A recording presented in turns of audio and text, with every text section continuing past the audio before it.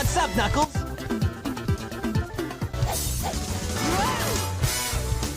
Something bugging you?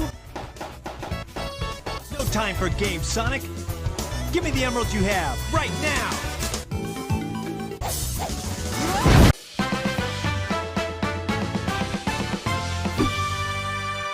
Alright, what's up guys? Gamer Guide here, back with some more updates for Sonic Frontiers. You know, it's so funny because I remember when Sonic Frontiers was just days away from coming out. You know, there were some people on Sonic Twitter, of course, on the Bird app, rejoicing that Sonic Tubers won't have any more footage to cover about Sonic Frontiers.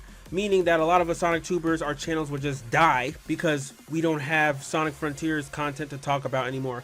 You know, these people must have been born yesterday because my channel has been going on for 10 plus years. I've covered several other things before I even started covering Sonic, and I'll be just fine when Sonic Frontiers is over.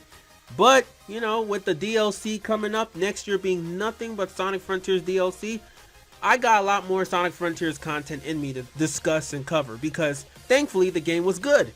It wasn't bad like Forza, so it didn't bum me out. So I got a lot of things to talk about now, but before I do, be sure to smash that like button, comment, subscribe, all that good stuff. Let's see if we can get to 100K subscribers. Now, I'm back with more insider information. Oh yes, that time of the year again. So I was discussing with my insider about this DLC because I wanted to know, when does the first DLC drop? Because we all know Update 2, the second wave or whatever you want to call it, DLC is coming out in June because that's Sonic's birthday. But when does the Update 1 come out? We all know that Update 3 is going to come out towards the end of next year because it's the biggest update. Characters, story mode. I'm pretty sure that might come out in November, but I just want to know when the first update is coming. You know, that's the one with the photo mode, the jukebox, and the challenge modes. My insider said that he's received sources that we should expect to get the first update around March of next year. March, April, but most likely March. So yeah, I'm betting that it's going to be March because it has to be at least 3 months away from Update 2, and March is 3 months away from now. So that would make a lot of sense. So that's great. What am I most excited for about Update 1? Mostly the challenge modes. I don't so much care about Jukebox. I mean, that's great. We can listen to music, but it's like, I'm planning on buying the album anyway. You know, Stillness in Motion, Sonic Frontier soundtrack. So the jukebox, unless if it's like you can toggle different musics from previous franchises, like what you could do with Sonic Generations, where you can play like different songs from different games and levels. If you can do that, then that'll be cool. But if not, then the jukebox isn't that special to me if I have the soundtrack already. And the photo mode, I know a lot of people have been begging for this, and I even said in my previous video, I'm not too crazy about a photo mode. I'll probably take a few pictures in every island and that'll be it. I wonder if Sonic can take pictures in cyberspace. I don't think so. But yeah, but I'm hella interested in the challenge modes. Because, I mean, it's so vague. What do they mean? Like, will you have challenges like in the open zone areas, in the cyberspace, the bosses? You know, what do they mean by this? So I'm really looking forward to it, and I hope the challenge modes are substantial. I really hope Update 1 isn't a meh burger because, you know, I want every single update to be exciting. You know, because it will build up anticipation to the final update. But yeah, I'm thinking the challenge mode is going to be like maybe a boss rush, more challenging levels in cyberspace, something like that. I don't know. But anyway, let's get to the Game Awards controversy. All right, so apparently it looks like the Game Awards is sabotaging votes for Sonic Frontiers. Now, here's the first story I want to cover about this because I see some shady shit going on. Now, this person on Twitter says, for some odd reason, the website doesn't let you vote for Frontiers unless you click the other games around it first. If yours doesn't let you vote, click the other games first. Now, this is exactly what happened to me, which was so crazy. I was wondering, why can't I vote for Sonic Frontiers? I could vote for other games, but not Sonic Frontiers. So I just kept on refreshing my browser until it worked, but that's just weird that it was only Sonic Frontiers where it didn't work, forcing me to vote for other games. And had I not gone back to undo those votes, I would have unwillingly voted for another game. So that's not right. But the most sus shit that's going on right now is that apparently Genshin Impact fans over on Reddit are botting votes for Genshin Impact to win at the Game Awards Player's Voice, because they were promised by Genshin Impact, the creators, that if Genshin Impact wins, then they will get some free gear or something. They'll get something free in the game you know, kind of like some DLC. So that's why a lot of them are just botting votes, which is fucked up. I mean, you would think it would be Sonic fans botting votes, but nah. It's these Genshin Impact fans that are botting votes. And a lot of people think it's unfair because Genshin Impact, as far as I'm concerned, that game didn't even come out this year. It came out back in 2020. It's like those games like Fall Guys that, you know, continues updating every year, like Fortnite, you know? But it didn't come out this year. So some people are saying it shouldn't even be running right now. Even one person says that he does not want Sonic Frontiers to lose to Genshin Impact when that game didn't even come out this year. Sonic Frontiers losing to God of War, Ragnarok, or Elden Ring is okay because those games came out this year. But Genshin Impact? And like what one person said, Genshin Impact will get a turn every year, not Sonic. I mean, sure, we're getting a bunch of DLC next year, but that's not going to make Sonic eligible for any award shows. It's only this year. So that's quite unfair if I have to say so myself. Last time I checked, Genshin Impact was at 18%, Sonic Frontiers was 15%, but now more Sonic fans are coming through to vote now. And now Sonic Frontiers, I think the last time I saw it, it's 16% and Genshin Impact is 17%. So like one person took the screenshot and posted, they took our critic score. They took our first place. Are you going to let them do it all over again? I need your help. We can end this, please.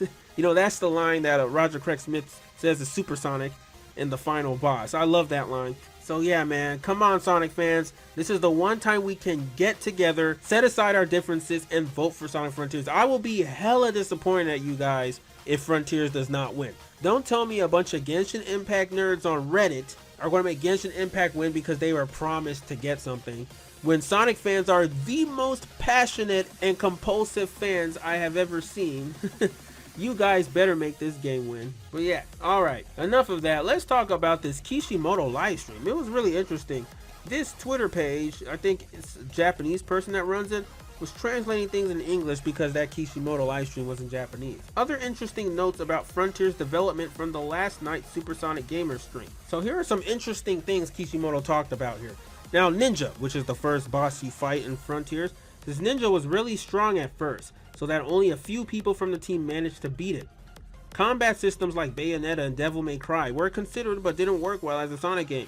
I mean, I still saw the influences a lot. Now, 50 to 60 people played the game in each playtest. Okay, no wonder, because all those leaks were like, a lot of them were just lining up and it was so many people just leaking it. Now in 2013, when they were developing Lost World, Kishimoto already had the idea that every boss fight is a massive supersonic fight. That's awesome. So since Lost World, 4 years before Forces came out, Kishimoto was already planning for Sonic Frontiers. That just makes me know even more now that Sonic Forces was pretty much just a emergency game they put out.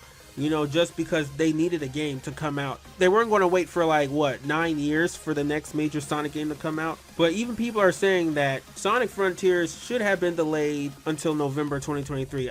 That was never going to happen. But like, for instance, that Update 3, a lot of people are suspecting that those updates, like the characters being playable, new story, would have been in the final build of the game had Sonic Team had more time and more people working on the game.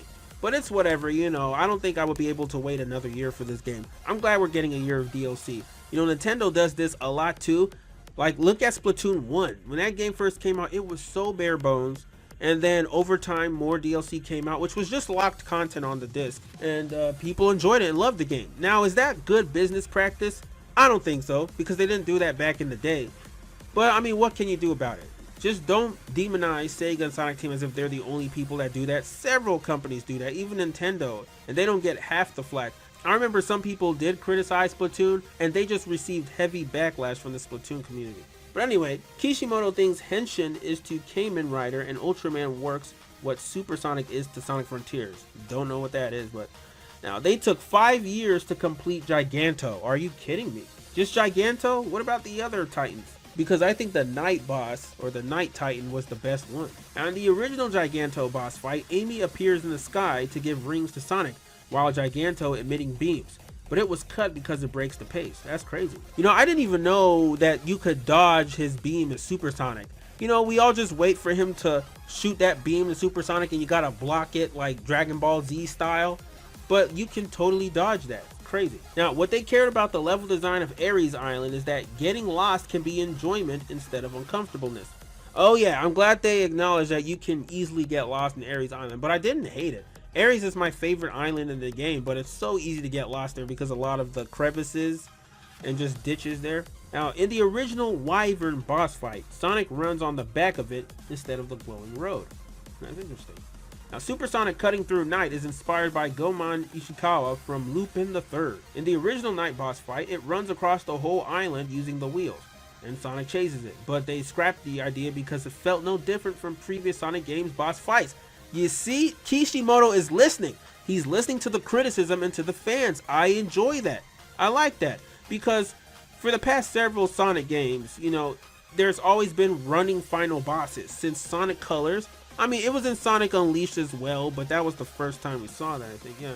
And then it was in Sonic Colors final boss, and you could even say it's Sonic Generations final boss, except it was Supersonic flying.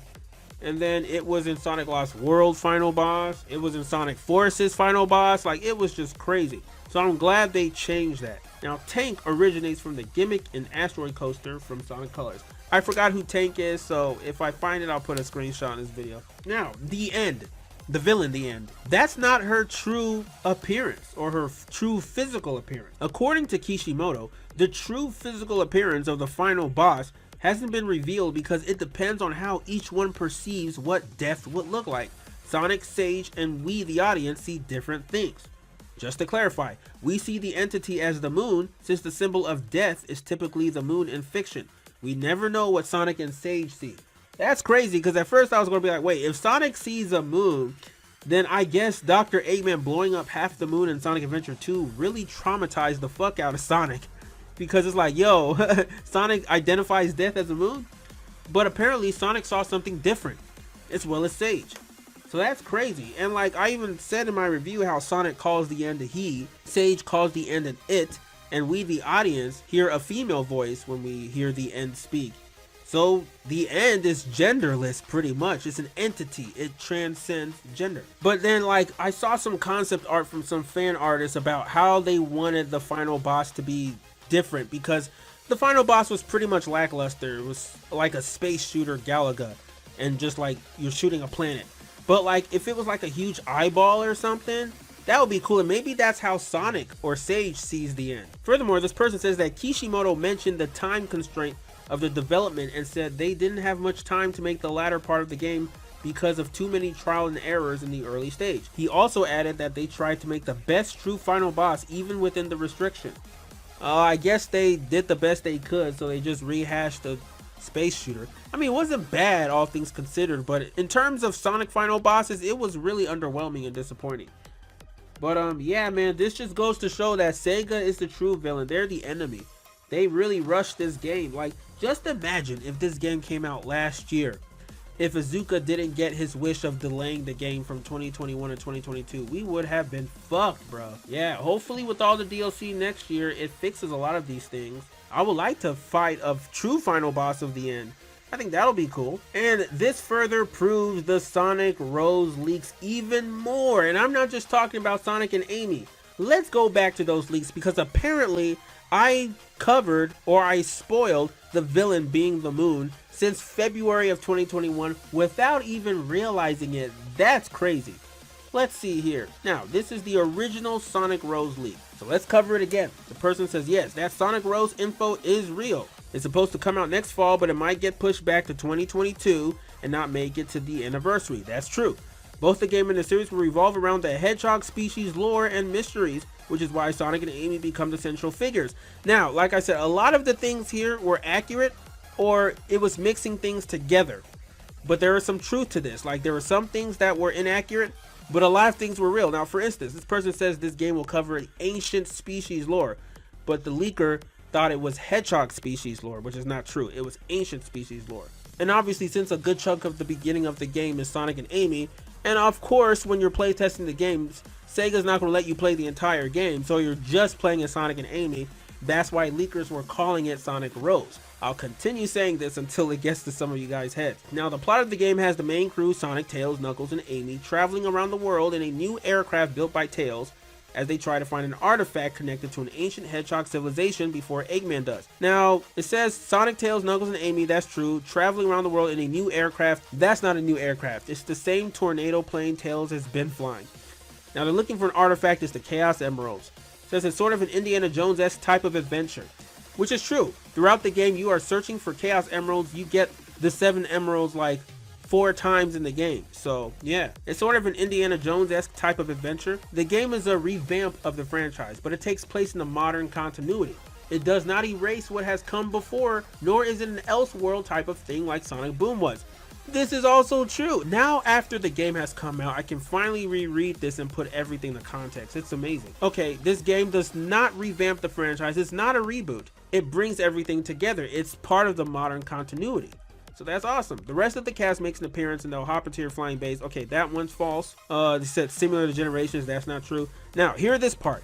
It'll introduce a new female antagonistic character deeply related to the moon, heavily inspired by the Tsukuyomi mythos in Japanese culture. Now, at first when I read this, I was thinking, oh, it's going to be Sage, but the leakers were always getting the 2 villains confused, Sage and the AI, or the End. A lot of leakers mixed them up because at the time they didn't know that Sage is not the true villain, so they thought Sage was the End. So yeah, when you look at Tsukuyomi characters in Japanese folklore, they do look like Sage. I showed that in a previous video, but that's not what the End is. The End is the moon. So that's just, it's crazy how all these things are coming together. I basically knew the final boss would be a moon before I even knew that, because I remember when I first saw leaked pictures of the final boss and it was a planet, I was like, what the hell am I looking at? Hell, even Sega spoiled Sonic Frontiers days before the game came out with this picture right here. None of us even knew what the hell it was. We didn't know, oh, the moon is the villain. We're just like, wait, why are there 2 moons? Like, if I knew then, if I just connected the dots, like, yo, that's the villain from the earlier leaks, it's the moon. Man, but at least now we know. Now, obviously, in the rest of the lines, they talk about the Netflix series because back then, leakers thought Frontiers would be connected to Sonic Prime. I already covered that in this video right here where I talk about Sonic Prime. But yeah, there you have it, guys. That's all the leaks, the old Sonic Rose leaks combined. Now everything is full circle, and now that we have the context, a lot of those things came true. Now, one more thing I want to cover from Kishimoto, where he talks about the momentum. One person asked, just to refresh my memory, didn't he also talk about Sonic Adventure and momentum too? Yes, momentum or physics was taken into consideration during the development, and they studied which part needs it or not. Kishimoto stated that is why the game's controls feels like a hybrid of adventure games and recent Sonic games. That's true, like it's a boost Sonic game, but it doesn't feel like a typical boost game. It has a lot of adventure elements and momentum. This is also the first 3D Sonic game where he can do a spin dash, or a drop dash, a drop dash. You know, in Sonic Forces, only classic Sonic could do the drop dash, but in this one, Sonic can do drop dash in 3D. So that's awesome. That's why I said Sega's taking a lot of inspiration from Sonic Mania, the good stuff of that, and they are transferring that into the 3D realm to see what works. So like I said, it's following that Sonic Team cycle. But anyway, guys, that's all I have for now. So let me know what you guys think about all this. What do you think about the Kishimoto live stream interview? What do you also think about the End's true physical appearance and, you know, how we perceive it? Do you think we're going to see her final form or his final form in the DLC? Do you think the End is even going to come back? What do you think about this Game Awards controversy? And please don't make Sonic Frontiers lose. Sonic Frontiers must win. Also, stay tuned for Sonic Rebound Episode 6 that is coming soon, as well as a secret animation. Hopefully those both come out this month in December. But that's all I have to say, so take care. And until next time, I'm out.